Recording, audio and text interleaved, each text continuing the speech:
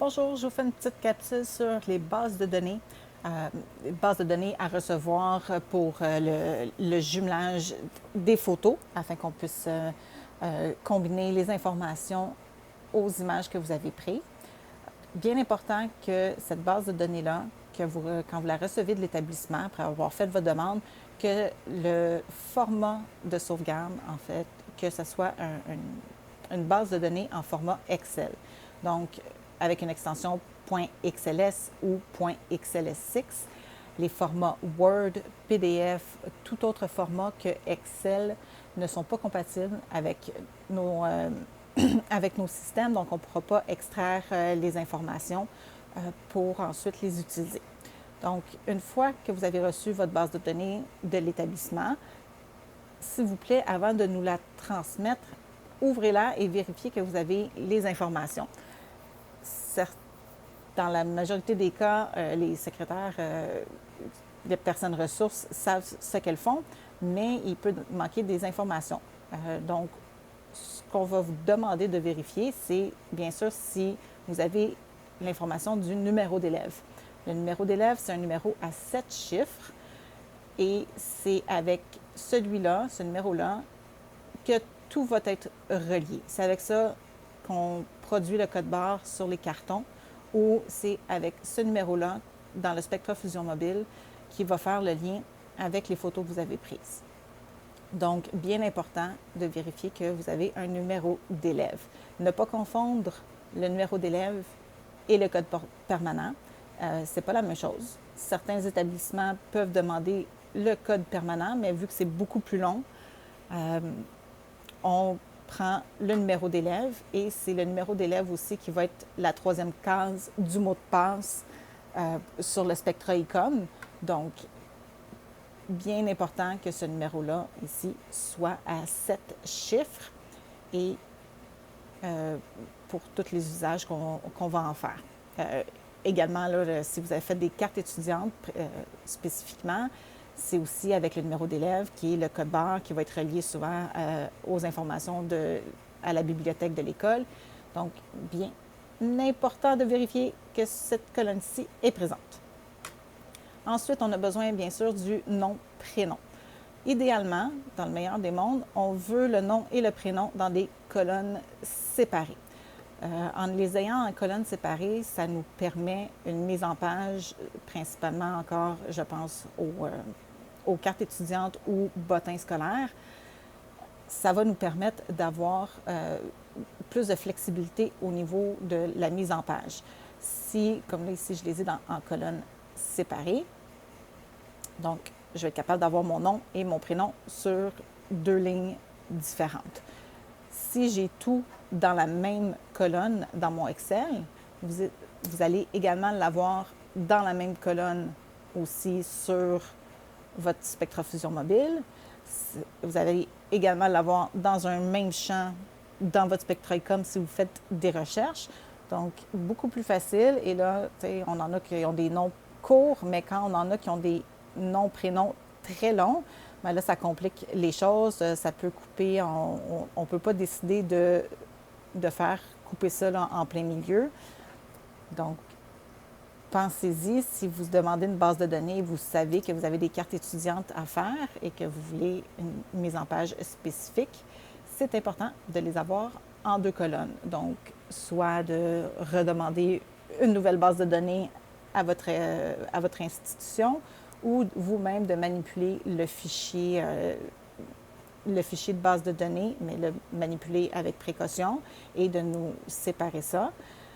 Simplement, si on l'a sur si on l'a dans la même colonne, puis vous nous demandez de le séparer, nous, rendu à l'étape qu'on fait, qu'on va avoir à faire les cartes étudiantes ou des formulaires ou n'importe quel produit sur lequel on demande d'avoir le nom, prénom, puis vous voulez l'avoir séparé parce que vous n'aimez pas que ça coupe d'une façon inégale, bien là, ça va occasionner des délais, des complications, puis c'est juste comme pas agréable pour personne. Donc, aussi bien l'avoir fait comme il faut dès la première fois. Ensuite, certains établissements, surtout dans le but d'une demande de carte étudiante, peuvent demander le code permanent, date de naissance, numéro de téléphone et adresse.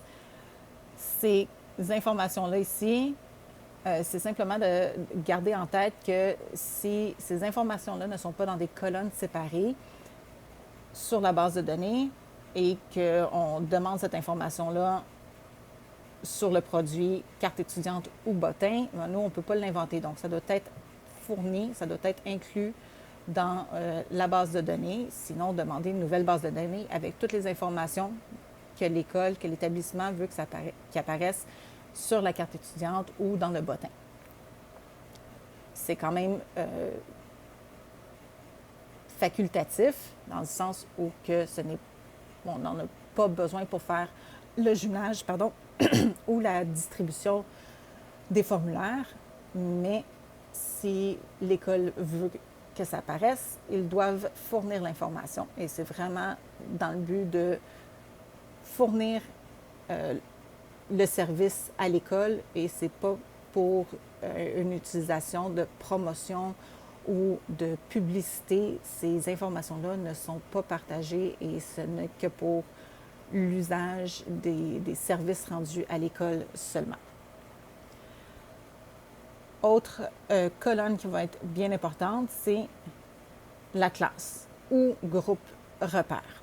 C'est par ça ici, surtout si on produit des formulaires ou des encarts qui vont être remis dans les écoles, dans les établissements, en faisant un tri avec la classe, le groupe repère, ça va faciliter la distribution et cette information-là aussi va suivre aussi pour les informations des commandes faites sur le Spectra e-com. Donc, l'information va apparaître ensuite sur la copie de commande et ça va grandement faciliter la distribution, encore là, des commandes quand ça va être retourné à l'école. Donc, assurez-vous, quand vous ouvrez votre base de données, que vous avez le numéro d'élève, nom, prénom, là, au minimum dans la même colonne, les deux, dans un monde idéal, dans des colonnes séparées, et ainsi que la classe ou groupe repère. Les autres colonnes, tant mieux si on les a, je pense au niveau aussi, mais vérifiez toujours avec votre établissement qu'est-ce qu'ils ont besoin d'avoir par la suite et ça va vous donner une idée de ce que vous devez avoir dans la base de données et vous assurer en l'ouvrant rapidement que vous avez ces informations-là, que c'est présent avant de nous l'envoyer. Avec cette base de données-là, nous, on va pouvoir ensuite soit produire le fichier que vous allez utiliser avec le Spectra Fusion Mobile.